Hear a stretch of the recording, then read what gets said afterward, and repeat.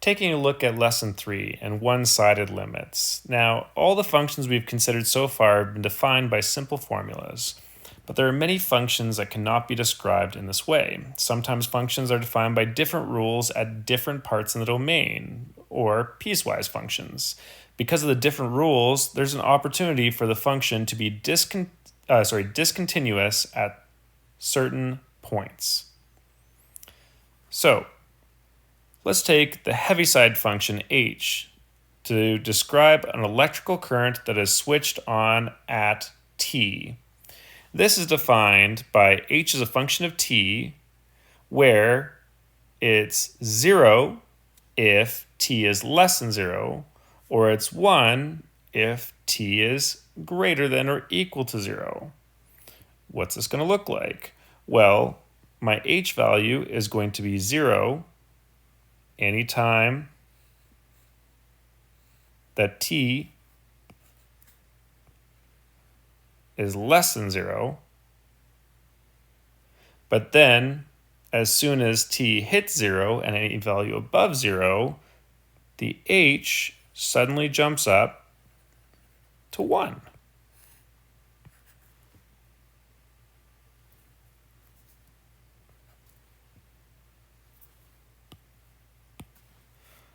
As t approaches 0 from the left, h is just approaching 0. It's still staying 0. As t approaches 0 from the right, h is approaching 1. Since there is no single number that h as a function of t approaches, we can say that the limit as t approaches 0 of h as a function of t does not exist. This is an example of one-sided limits. For the Heaviside function, the limit as t approaches 0 from the negative or from the left is the left-hand sided limit is 0. When I have the limit as t approaches 0 from the right, it's 1, so the right-hand side limit is 1.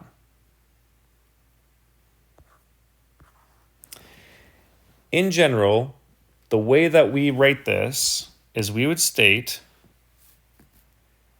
the limit as x approaches a with the minus superscript of f of x is equal to L. If we're doing the right-hand side, then we say the limit as x approaches a with a little plus superscript of f of x is equal to L.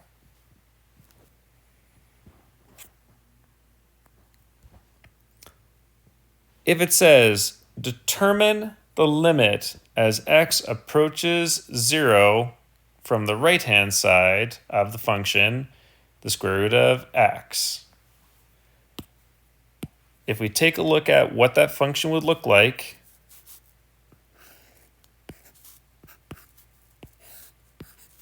and graph out the function, the square root of x, it's just going to look like this, just a radical function. What's happening as it approaches it from the right-hand side? Well, as it approaches it from the right-hand side,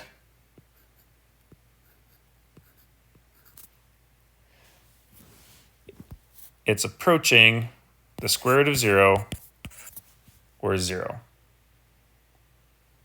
So the limit as x approaches 0 from the right-hand side of the function, square root of x, is just 0.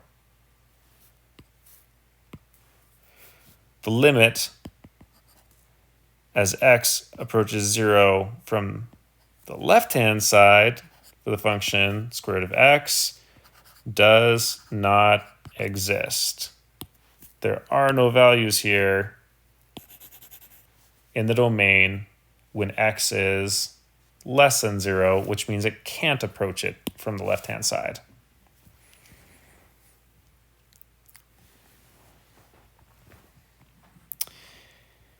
What about this example?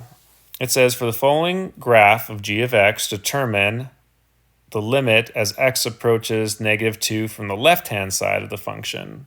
Well, if I'm approaching -2 from the left-hand side of the function, then it's getting closer and closer to 3. What about when it approaches it from the right-hand side of the function? It's getting closer and closer to 1. What is the limit as x approaches 2 of this function? It does not exist. Why doesn't it exist? Because the limit as x approaches 2 from the left-hand side of g of x is not equal to the limit as x approaches 2 from the right-hand side of g of x. So, if the limit from the left-hand side and the right-hand side do not equal each other, then the limit of that function does not exist. If the limit as it approaches the left-hand side is the same as the limit as it approaches the right-hand side, then the limit as it approaches a does in fact exist.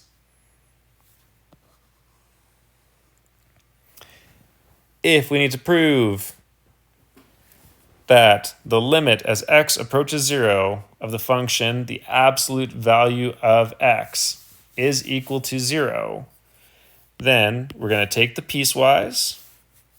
So the absolute value of x is going to be the negative value of x when x is less than 0. It's going to be just x when x is greater than or equal to 0.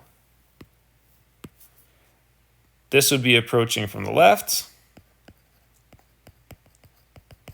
and this would be approaching from the right.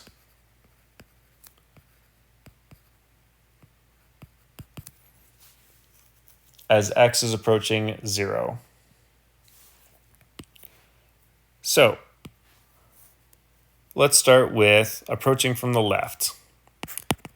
The limit as x approaches 0 from the left for the absolute value of x is the same as the limit as x approaches 0 from the left of, as we've seen here, negative x. And then we can just do direct substitution. The negative of 0 is still 0.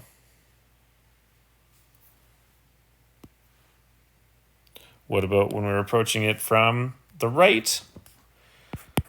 The limit as x approaches 0 from the right for the absolute value of x is the same as the limit as x approaches 0 from the right of just x, as we can see here. And that's just going to give me 0, and 0 is equal to 0, which means that because these two are the same, because the limit as x approaches 0 from the left for the absolute value of x is equivalent to the limit as x approaches 0 from the right for the absolute value of x, then the limit as x approaches 0 for the absolute value of x is just 0. If we were to graph this function out, then we have positive x as it is greater than or equal to 0. We have negative x, it is less than or equal to 0. And from either side, as it gets closer and closer to 0 for x, it gets closer and closer to 0 for y. And we have this point of 0 and 0.